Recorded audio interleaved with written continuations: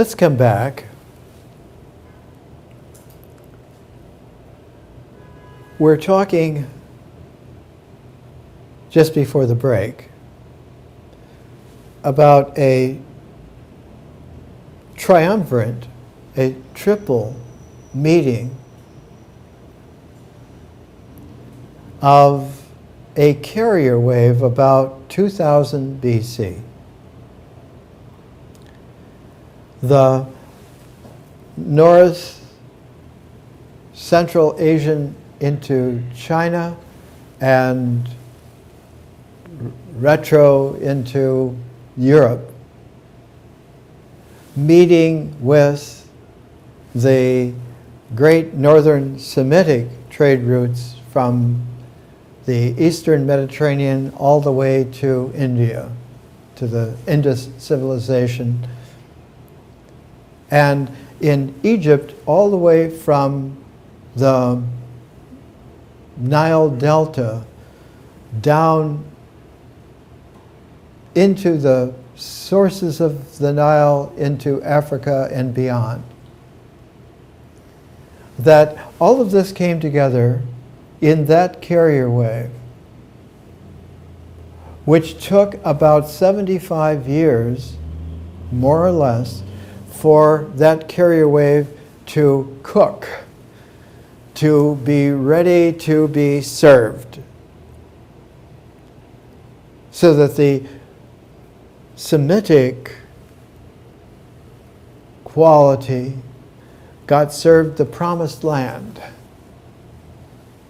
The Aryan quality got served the Gathas of Zarathustra. And the Egyptian got served the beginning of the great wisdom poetry of Egypt from the ancient hieroglyphic. The subtitle here is The Tale of Sinewy and Other Ancient Egyptian Poems, 1940 to 1640 BC. There are symmetries. There are resonances that belong together, that group together, that become sets. There are sets of sets which take the resonances in their groupings as a set, and all of those sets become a maha set, a hyperset. And it is this quality, then, that characterizes a carrier wave. Our particular lifetimes have seen the penetration of a carrier wave again, a monumental event in civilization. Monumental in that the most primordial of all dimensions is time. Time is the first dimension, but time does not occur in its emergence in time. It occurs, time occurs, emerges spontaneously out of a zero field that is fertile,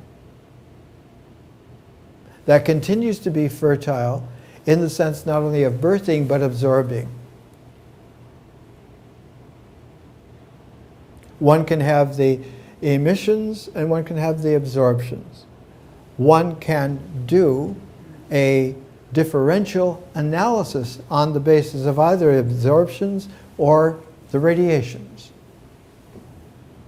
They go together, so that one can begin to have an understanding, like a bifocal understanding, and that bifocal understanding is guided as if it were the tuning fork, because then there are whole sets of tuning forks that group together, that go together in this scalar, and the scalar can be expanded so that one can have, for instance, like in music, the 8 notes of an octave making a set, or actually 7 notes with the 8th note a part of that octave because it goes to the jump to the next higher, which would be an octave as well. And so it's the 8th plus it's the 1st, all at the same time.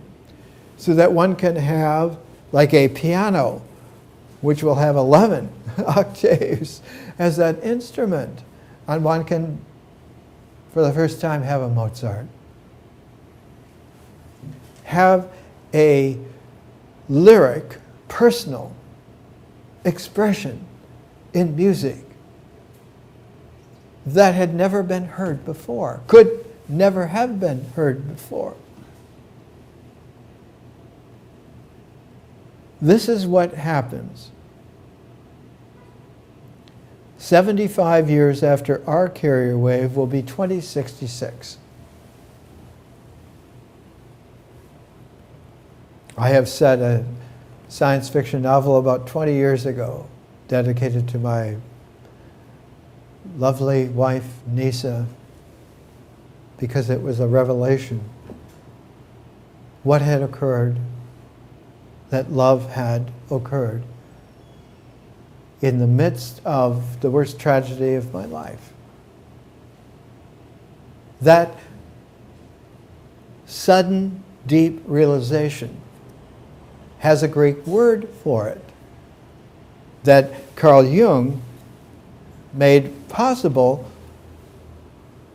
in his larger psychology. The word is enantiodromia.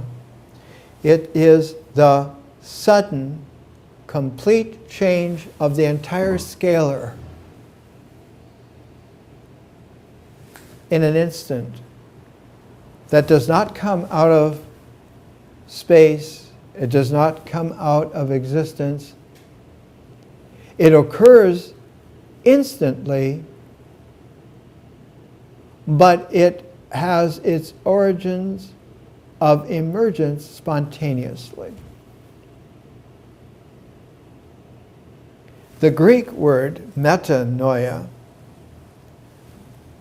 is an enantiodromia that occurs within the thought structure of a person. The usage of it goes back, one can trace it finally to Pythagoras, but its use in classical Greek is really the expressive genius of Plato. The whole development of Plato's dialogues is for Socrates to be the teacher, but in a Socratic manner.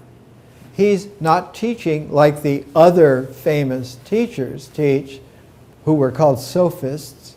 They're the ones who teach wisdom because they know rhetorically how to get it across to everyone so that everyone understands that they're brilliant, they're geniuses, and they're successful sophists. Socrates is not a sophist at all. In the Socratic manner, as Plato discloses in all of his early dialogues, is that there are steps, there are stages that are possible in a dialogue if there is a guide who is not co-opted by the sophist ethos, who keeps the vision fresh and open so that there is a metanoia that is possible. And so the early Platonic dialogues have this quality where the dialogues are with whoever is there with Socrates, but he keeps absorbing their ploys to make it sophistic, and as he absorbs their ploys to make it sophistic, he radiates out the wave of newness. That, yes, those are objections to this and that, but this and that and the objections altogether are species of something. The Greek word for it was doxa. Doxa means opinion. Yes, that's an interesting opinion. That is a well-founded opinion. It is an opinion. It is doxa.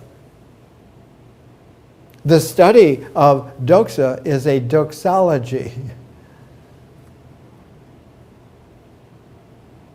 In Protestant religion, the first thing that you're taught in Sunday school is how to sing the doxology.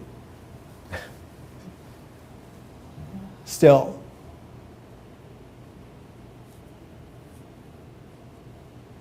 It is something that Plato has Socrates teach, because he teaches that one can absorb the opinion, no matter how sophisticated that opinion is. And it's not a ploy, because the ploy would also be sophistic. It's not rhetorical, because the rhetorical elegance is salesmanship for the doxology. Just like the arguments are the warrior fighting for the opinion, the doxology is the ethos of all of this. Is unbelievable to object, because this is what we believe. We know that this is true. So that knowing, a sophist who is really good not only has a fine opinion that he can back up with arguments, but that he can appeal to everyone knows this.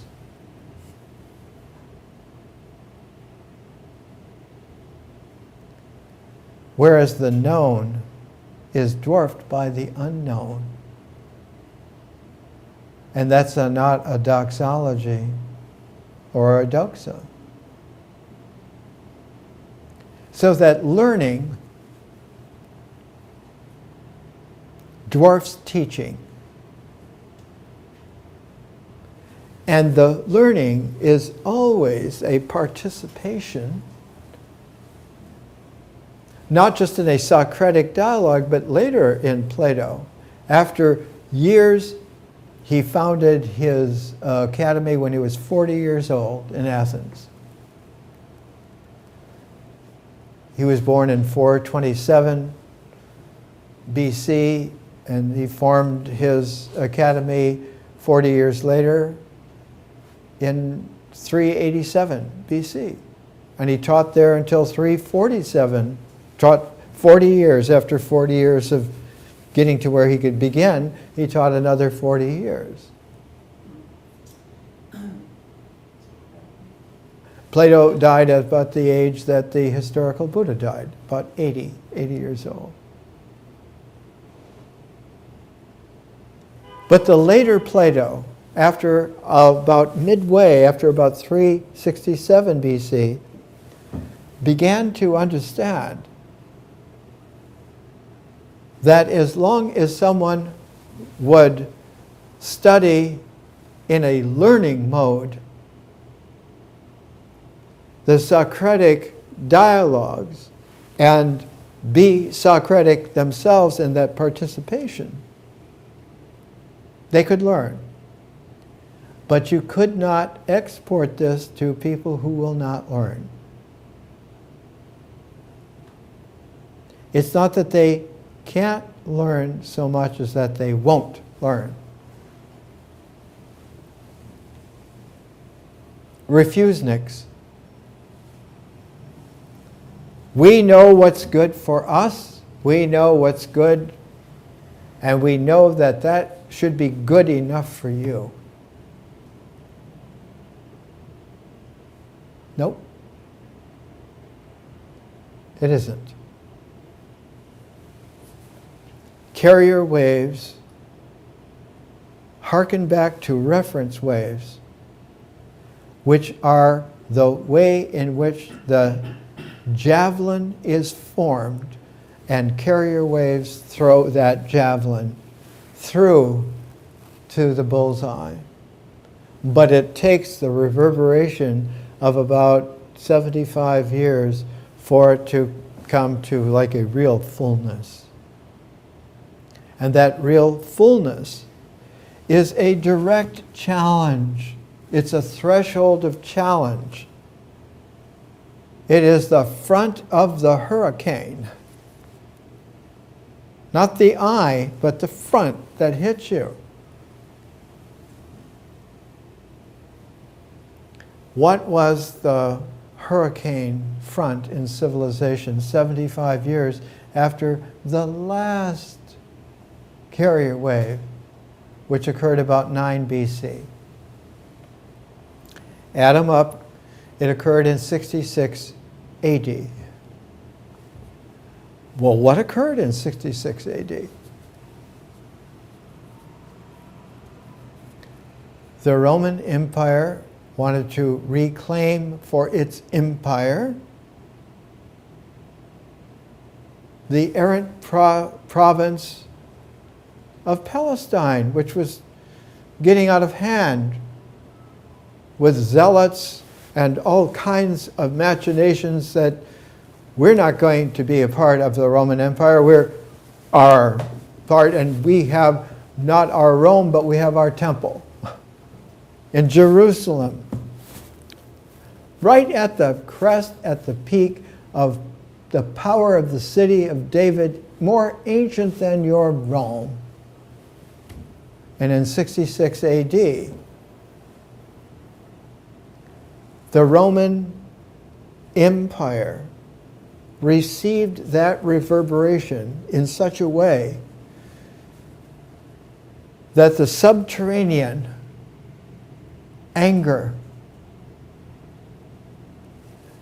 produced a chaos within it.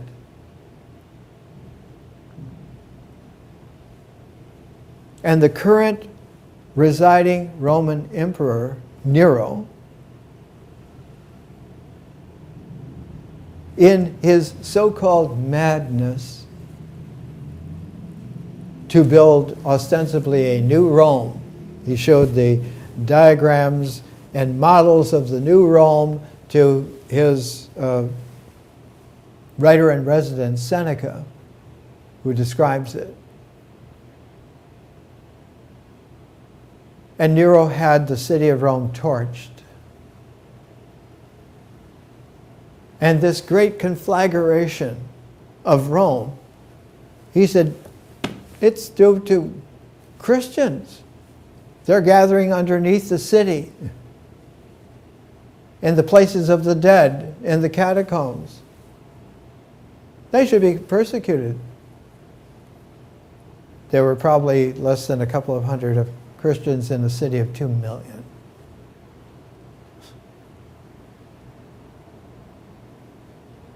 Within a year and a half, by early 68 AD, Nero was dead. His replacement that was brought in from Spain as the new Roman emperor was dead. The replacement of the replacement was, within a month or so, dead. And 68 AD is the year of 4 emperors in Rome. And finally, a professional great general named Vespasian was in Alexandria when all of this was happening in early 69 AD. And his legions in Alexandria proclaimed him not only the new emperor, but the end of the Caesar line had occurred and the beginning of the Flavian emperors commenced exactly then in Alexandria, at the center of the city, where the two great boulevards met together, and on the northwest corner, the Soma, the temple holding the body of Alexander the Great for all these centuries. It was there at that confluence that he was made the beginning of a new Roman Empire dynasty. The first time that would happen. And Vespasian understood, because he had experience with that flavor that the so-called Christians to blame by Nero in Rome had, only they had it like in a very pure quality of mode that he had seen when he was a young general about 18 years before, when the Caesar, Roman emperor of the time, whose name was Claudian, had gone to Britain to expand on the patron founder of the Caesar line of the Roman Empire, Julius Caesar, to make sure that Roman hold of Britain as a province was going to belong to him, even though he was not famous as a general or anything like that. He was a scholar, stuttering scholar. But his right-hand man, the general in the south of Britain, was the young Vespasian. And it was Vespasian who, in conquering the tribes and groups of southern and then western Britain, came across this group of Semitic refugees that some 30 years before had left Palestine and had sought to find refuge there and make refuge at a place that we now traditionally know as Glastonbury. And that original group was the Holy Family of the four sisters of Jesus and their husbands, plus Lazarus and his older sister Martha, plus the young daughter, now become a woman of about 16, which made her a full-grown woman legally. Her name was Anna, and it was her mother, Susanna, who was one of the sisters, the second of the four sisters of Jesus. And the 12th person was Nicodemus, who helped take Jesus down off the cross. And with Joseph of Arimathea, they put Jesus into the tomb, the unused fine tomb, that because Nicodemus and Joseph of Arimathea are very rich. The crucified Jesus was placed there, and he was there for, on the third day, he wasn't there anymore. There's no body of Jesus. There's no tomb of Jesus. The tomb was empty. It was empty in the ancient way in which a sarcophagus eats the body. The Greek word sarcophagus means body eater. If you place a human body in a limestone crypt, a coffin, over the years, the limestone will absorb not only the putrefying, decaying flesh, but also the bones. So that the real meaning of a sarcophagus is that eventually all phenomenal trace of this body will be absorbed into the vehicle that was supposed to be the tomb, is actually in realistic deep or high dharma, deep wisdom, high dharma, is not a coffin, but is a vehicle, is a ship that carries you to the other shore, carries you into eternity.